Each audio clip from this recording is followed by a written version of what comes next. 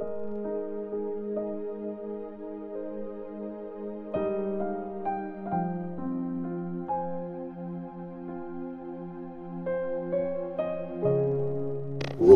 chapter 14. Huwag i-judge ang iba. Tanggapin nyo ang mahina sa faith nila, pero huwag kayo makipag-debate sa kanila tungkol sa mga personal na opinyon. Yung iba, okay lang sa kanilang kumain ng kahit ano, pero yung mga mahina ang faith, gulay lang ang kinakain. Yung mga kumakain ng kahit ano, huwag nyong tingnan na mas mababa yung mga kumakain lang ng gulay. Huwag din naman i-judge ng mga kumakain ng gulay yung mga kumakain ng kahit ano. Kasi pareho silang tinanggap ng Diyos. Sino ka para i-judge ang tauhan ng iba? Yung amo lang nila ang magsasabi kung okay sila o hindi. Magtatagumpay sila kasi tutulungan sila ng Panginoon. Iniisip ng ibang tao na mas importante ang isang araw kaysa ibang araw. Sa iba naman, pare-pareho ang lahat ng araw. Kailangan nating mag-decide talaga. Yung mga nagpapahalaga sa isang araw, kung ginagawa nila yon para i-honor ang Panginoon. Yung mga kumakain naman ng kahit ano, ginagawa din nila yon para i-honor ang Panginoon at nagpapasalamat sila sa Diyos. Yung mga umiiwas na kumain ng ibang pagkain, ginagawa nila yon para i-honor ang Panginoon at nagpapasalamat din sila sa Diyos. Hindi tayo nabubuhay para sa sarili lang at hindi rin tayo namamatay para sa sarili lang. Kung nabubuhay tayo para sa Panginoon. At kung mamatay man tayo, mamamatay tayo para sa Panginoon.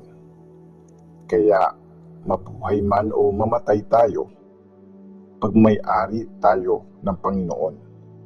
Dahil dito, namatay si Christ at nabuhay muli para maging Panginoon ng mga patay at ng mga buhay.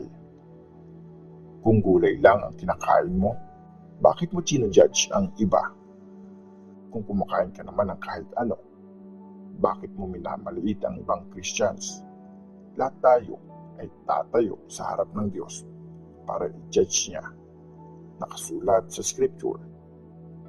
Dahil buhay ako, sabi ng Panginoon, luluhod sa harap ko ang lahat at pupurihin ng lahat ng mga tao ang Diyos. Kaya nga, mananagot sa Diyos ang bawat isa sa atin. Huwag kang maging dahilan para magkasala ang iba. Kaya huwag na natin i-judge ang isa't isa. Instead, mag-decide na tayo na huwag gumawa ng bagay na magiging dahilan para madapa o magkasala ang iba. Dahil sa pakikipag-isa ko sa Panginoong Jesus, alam ko at sigurado ako na walang pagkain na natural na marumi. Pero kung iniisip niyong marumi ang ibang pagkain, nagiging marumi nga yun para sa inyo. Kung nasasaktan ang kapatid mo dahil sa kinakain mo, hindi ka na nagpapakita ng pagmamahal. Huwag mong hayaang mapahamak ang isang tao dahil sa kinakain mo. Kasi namatay si Christ para sa kanya. Kaya huwag mong hayaang sabihin masama yung bagay na sa tingin mo ay mabuti. Kasi ang paghahari ng Diyos ay hindi tungkol sa pagkain at inumin. Tungkol ito sa tama, payapa, at masayang pamumuhay na nanggaling sa Holy Spirit. Kung ganito ka mag-serve kay Christ, napapasaya mo ang Diyos at nilirespeto ka ng ibang tao. Mag-effort tayong gawin ang mga bagay na nagbibigay ng kapayapaan at nakaka-encourage sa isa't isa. Huwag mong hayaan na masira ang ginawa ng Diyos dahil sa paniniwala mo tungkol sa pagkain.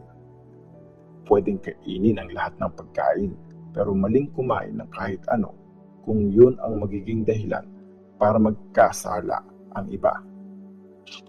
Mabuting huwag nang kumain ng karne, uminom ng alak, o gumawa ng kahit anong bagay na magiging dahilan para magkasala ang kapatid mo sa Panginoon.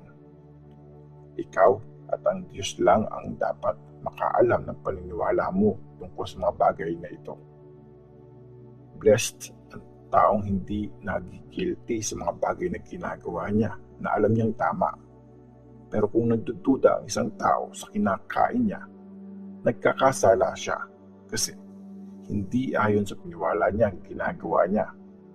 Kung labag sa sariling paniniwala ang ginagawa ng isang tao, kasalanan yun.